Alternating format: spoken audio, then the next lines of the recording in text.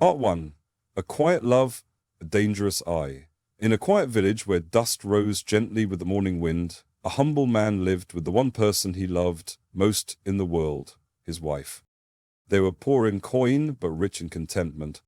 Their small mud house had no gold, no silk, no luxuries, yet within its walls lived peace, laughter, and the kind of love that didn't need to be spoken to be felt.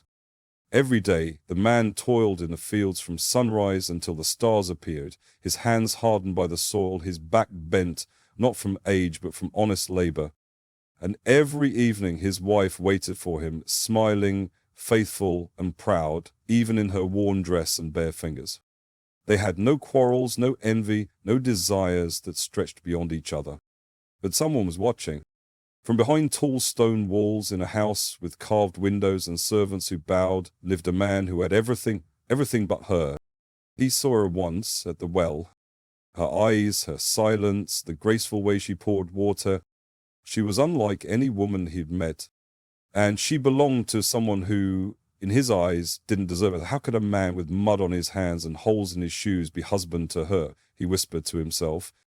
He began to watch her more often. And the more he watched, the more he wanted. One morning, as the poor man vanished into the misty fields, the rich man approached the door she had just opened. He smiled, but that wasn't the kind of smile you trust. "I have to ask," he said, voice dripping with charm. "Why does a woman like you wear clothes like that?" She hesitated, confused, and in that small pause, something shifted. It was the first step, the first crack. The first moment where love, once unshakable, met the shadow of doubt. Part 2. Silk words and threadbare doubts. The second visit was no accident, nor was the third. Are the fourth. Each day while the husband was away in the fields, the rich man returned, never empty-handed, never without words spun like fine silk. "You know," he would say, leaning casually against her doorway, "a woman as beautiful as you should never wear rags." She looked down at her faded dress, once bright but now dulled by time and wash-water. It was thin at the elbows, frayed at the hem, the color of old ashes. "My husband loves me," she replied, though her voice was a little quieter than before. "Then why doesn't he show it?" the rich man countered with a smile, too confident, too knowing. "Love isn't just about words. It's about giving, about proving." He opened a velvet bundle in his hands. Inside, silk shimmered in the morning sun, blue as the Nile, gold like firelight. "Dresses fit for a queen," she gasped. Her fingers, uninvited, reached out to touch the fabric. It was softer than anything she had ever worn. "I would clothe you in these," he said, "and more, if only you were mine." That night, the firewood crackled under the pot, but her thoughts were louder. Why hasn't he ever bought me something beautiful? Not once. Not even on our wedding day. Why do I wear the same dress year after year? When her husband returned home, dusty and tired, she didn't smile. Instead, she stood up and said, "Look at me." He blinked, confused. "What's wrong, my love?" "My clothes," she said flatly. "They're ugly. I want a new dress." He laughed softly, stepping forward. "But you look beautiful in anything." Even in silence. She did not laugh with him. "If you love me," she said, voice sharper now, "buy me a new dress." Those words cut deeper than he let show. He said nothing that night, but lay awake beside her, staring into the darkness, wondering where that sudden bitterness had come from. By morning his decision was made. He walked past the fields and through the village into the busy market. He had only a little money, barely enough for a new plough, which he also sorely needed. But love, he thought, wasn't always practical. Sometimes it required a sacrifice. He chose a dress not as fine as the rich man's silks, but bright and lovely in its own way, a deep red with delicate white embroidery. He picked at his wife's face and hoped it would be enough. When he gave it to her that evening, she gasped, "You bought this? For me?" Her voice trembled. He smiled. "Of course. You asked, and I listened." She ran to the mirror and held it up. Her joy was immediate. She turned, twirled, then threw her arms around him. "Thank you, my dear husband. Now I know that you love me." In that moment, the doubt vanished. Or so it seemed. But the rich man returned the very next day. And when he saw her in a new dress, he smiled, not in defeat, but with cunning. "Oh, very nice," he said. "But clothes are only the beginning." Part 3, The Weight of Gold. The next time he came, he didn't speak of dresses. The rich man arrived as the sun rose high and hot, casting sharp shadows across the doorway. She stepped out, wearing her new red dress, pride in her eyes. She expected him to walk away defeated, but he only smiled wider. "A beautiful dress," he said. "A gift from your husband, yes?" She nodded. "He bought it for me." "I asked, and you listened." "Ah," the rich man said, "then he loves you enough for clothes." "But not enough for gold." She frowned. "Gold?" He opened a wooden box in his hands. Inside, sunlight leapt from every surface, necklaces thick with beads, rings gleaming like the desert sun, earrings delicate and shimmering.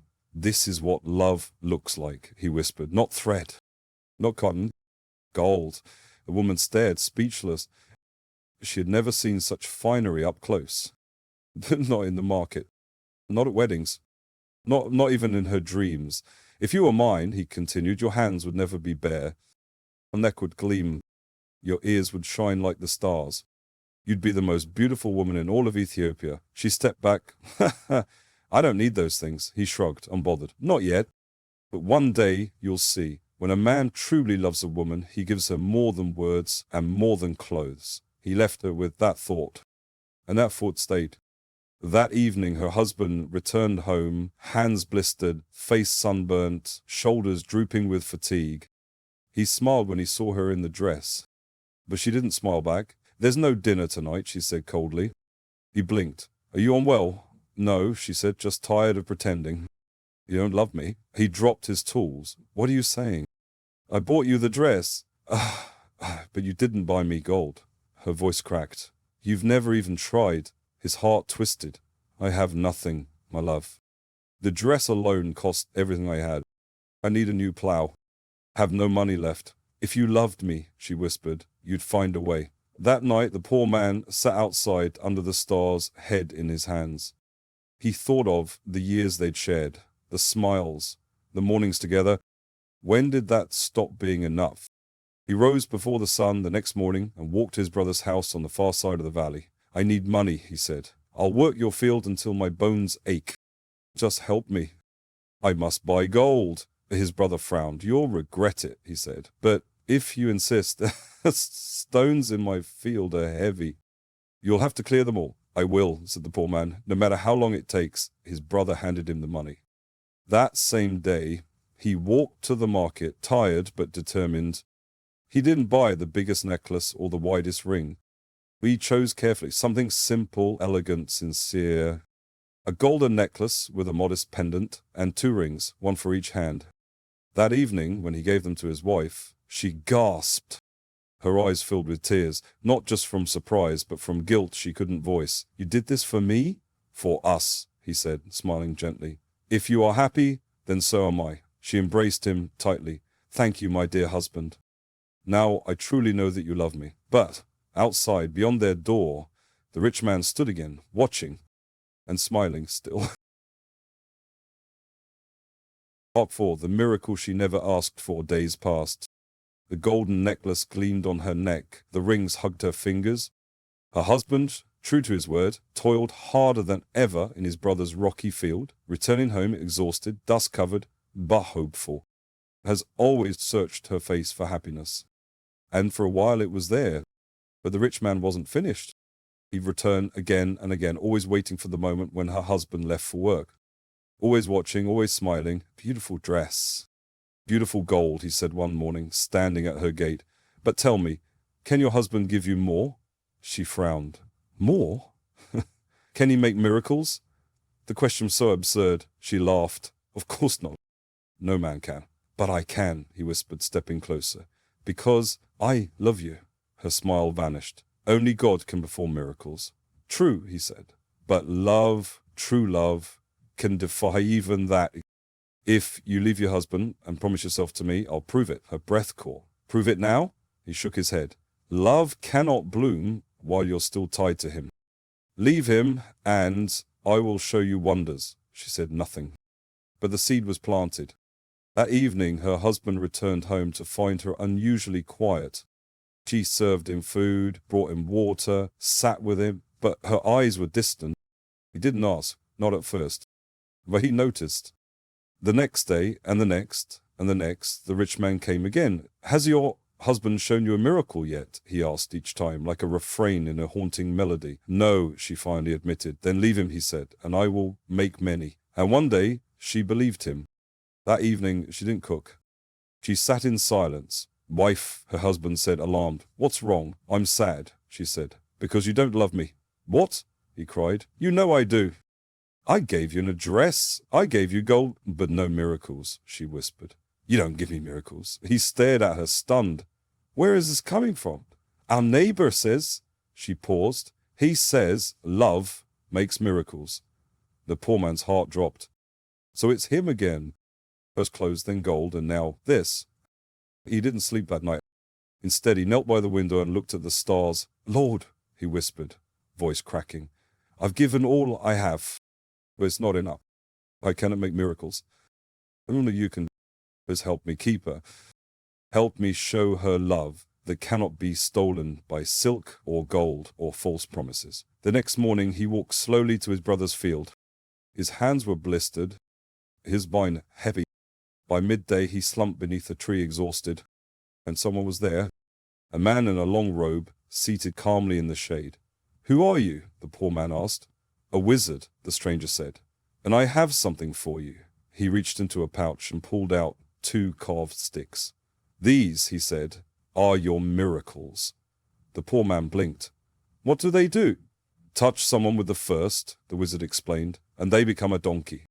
Touch them again with the second, and they'll return to human form." The poor man stared at the sticks.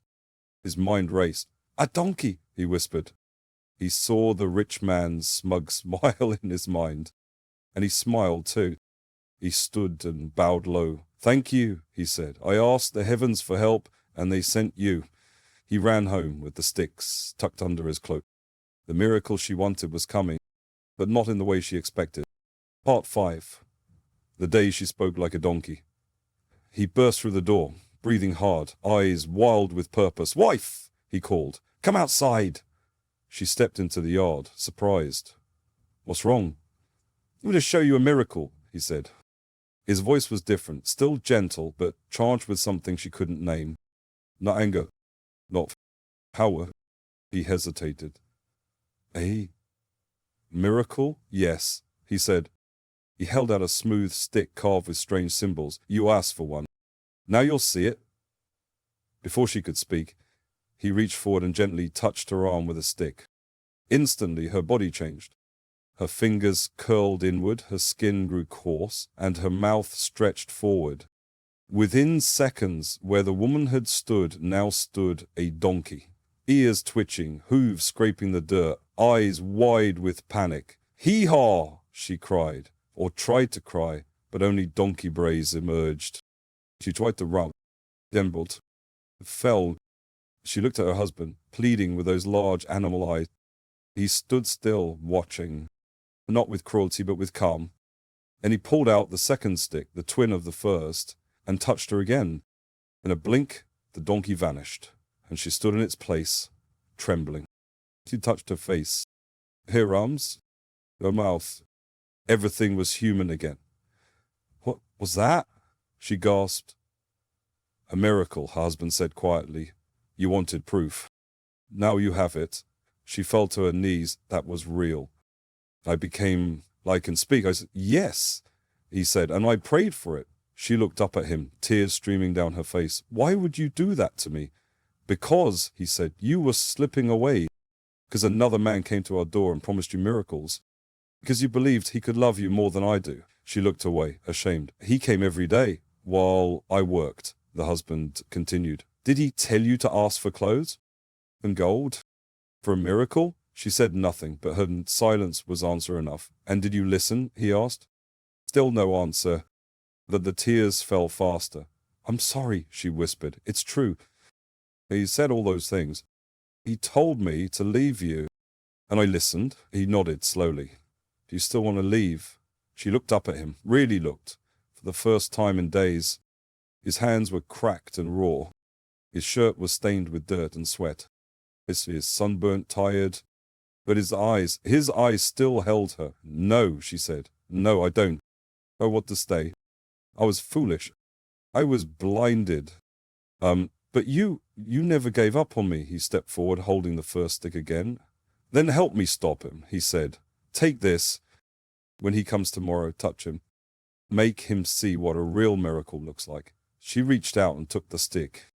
He smiled, but only slightly.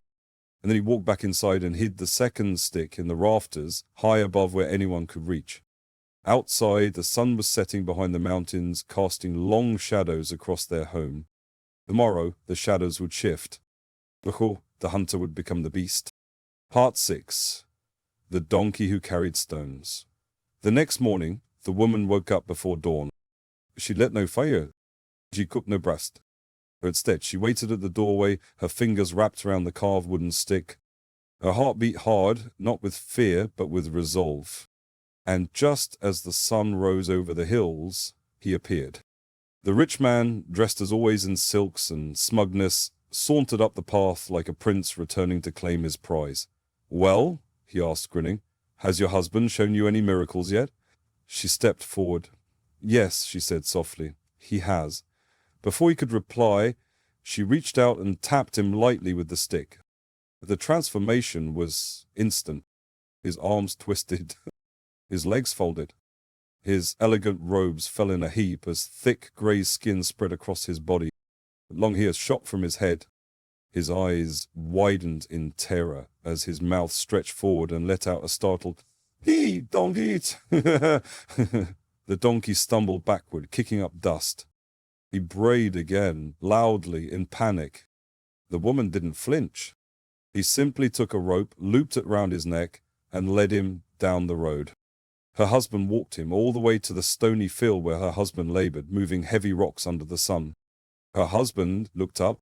When he saw the donkey, he smiled wide for the first time in weeks. "Well now," he said, "this is exactly what I needed." And so, the rich man became a beast of burden. Day after day he carried stones from the field, heavy and jagged. He hauled sacks of teff to the market, loaded with grain. He brought back flour and coffee, trudging up dusty hills and narrow paths. He brayed in protest. He kicked and bucked. But no one heard him, not in the way he wanted. Years passed. The poor man's house grew larger. His field more fertile. His wife smiled again, truly and fully. Their love, once shaken, had grown deeper, tested, scarred, and stronger for it. And the donkey worked. One day, as the sun cast a golden haze over the land, the poor man looked at the donkey. It no longer bucked. It no longer brayed with pride. It was tired, thin. Its ears drooped. Its eyes were old. The poor man sighed.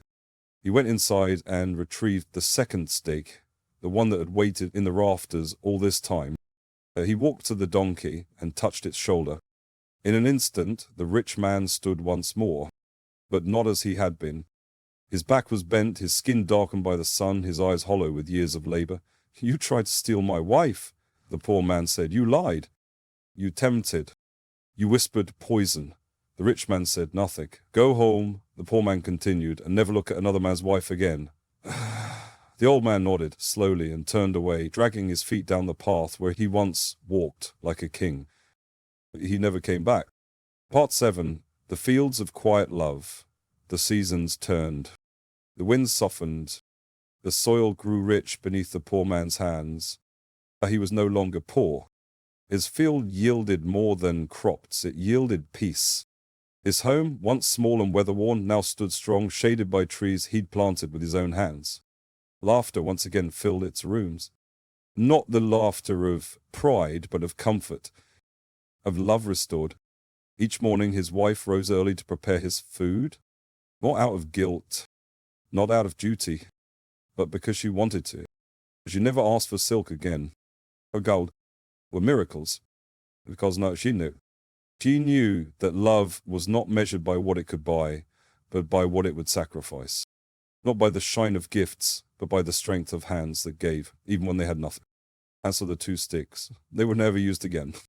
The husband, tied them together and hung them over the door, not as a threat, but as a reminder. a reminder that even the purest love must be protected. That doubt is a shadow that grows only when left unattended. And far away, in a village that no longer feared him, an old man lived in silence. He never looked at women again. He never smiled at doorways. Some say he talked to donkeys, now hoping they might answer. Others say he had dreams where he brayed in the dark and woke sweating with shame. But no one ever saw him near the couple's home again. And so the man and his wife grew old together, not in peace.